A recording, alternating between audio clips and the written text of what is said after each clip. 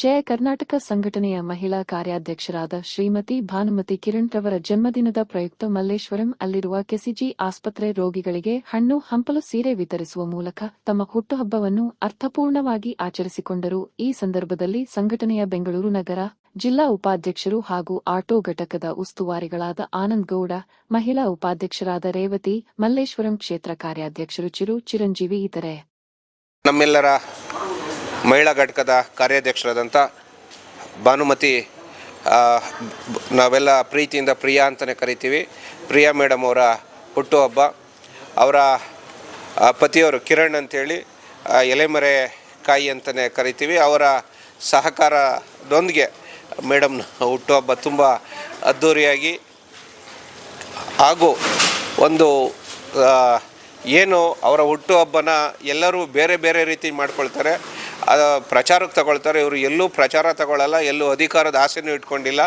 ಆದರೆ ಒಂದು ಸಂಘಟನೆಯಲ್ಲಿ ಸೇವೆ ಮಾಡೋದೇ ದೊಡ್ಡ ವಿಚಾರ. ಅಂಥದ್ರಲ್ಲಿ ಬಡ ರೋಗಿಗಳಿಗೆ, ಬಡವರಿಗೆ ಸಹಾಯ ಆಗುವಂಥ ಕೆಲಸ ಮಾಡ್ತಾರೆ.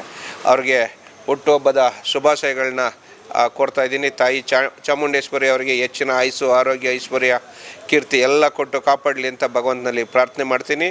ನಿನ್ನೆ ದಿನ ಯಲಹಂಕ ಜನರಲ್ ಆಸ್ಪತ್ರೆಯಲ್ಲಿ ಕೂಡ ಇದೇ ರೀತಿ ದೊಡ್ಡ ಮಟ್ಟಕ್ಕೆ ಬಡ ರೋಗಿಗಳಿಗೆ ಸಹಾಯ ಮಾಡಿದ್ದಾರೆ. ಸಿದ್ಧಾರೂಢ ಆಶ್ರಮದಲ್ಲೂ ಕೂಡ ಊಟದ ವ್ಯವಸ್ಥೆಯನ್ನು ಮಾಡಿದ್ದಾರೆ. ಇದಾದ ಮೇಲೆ ಶೇಷಾದ್ರಿಪುರಮಲ್ಲಿರುವಂಥ ಅಂಗವಿಕಲರ ಆಶ್ರಮಕ್ಕೂ ಕೂಡ ಹೋಗೋದಕ್ಕೆ ಅವರು ರೆಡಿ ಮಾಡಿದ್ದಾರೆ. ಈಗ KC ಜನರಲ್ ಆಸ್ಪತ್ರೆಗೆ ಬಂದಿದ್ದಾರೆ. ಅವರಿಗೆ ಶುಭ ಹಾರೈಸೋಕ್ಕೆ ನಾವು ಕೂಡ ಬಂದಿದ್ದೀವಿ. ಧನ್ಯವಾದಗಳು ಹೇಳ್ತೀನಿ ಸರ್. ಯಾಕೆಂದರೆ ಇಷ್ಟು ಜನ ನನಗೆ ಇವತ್ತು ಹುಟ್ಟಬ್ಬ ಅಂತ ಹೇಳಿ ಎಲ್ಲ ನೆನ್ಪಿಟ್ಕೊಂಡು ವಿಶ್ ಮಾಡ್ತಿದ್ದಾರಲ್ಲ, ಅವರಿಗೆಲ್ಲ ನನ್ನ ಹೃದಯಪೂರ್ವಕವಾದ ಧನ್ಯವಾದಗಳನ್ನ ಹೇಳ್ತೀನಿ ಸರ್. ಇವತ್ತೇನು ಹೊಸ್ತೇನಲ್ಲ, ಅಲ್ಲೇ ಒಂದು 10-12 ವರ್ಷದಿಂದನೂ ಮಾಡ್ಕೊಬರ್ತಿದ್ದೀವಿ.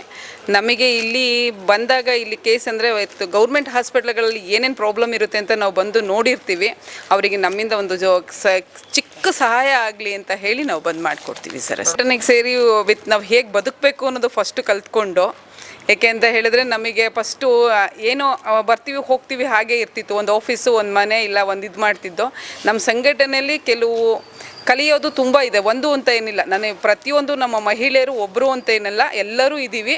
ಕಲಿಯೋದು ತುಂಬ ಇದೆ ಸರ್. ಹೇಗೆ ಬದುಕಬೇಕು, ಹೇಗೆ ಕೆಲವನ್ನ ನಾವು ಮಾತಾಡ್ಬೋದು, ಹೇಗೆ ನಮಗೆ ಆಗ್ತಿದ್ದ ಅನ್ಯಾಯಗಳ ವಿರುದ್ಧ ಹೋರಾಡ್ಬೋದು.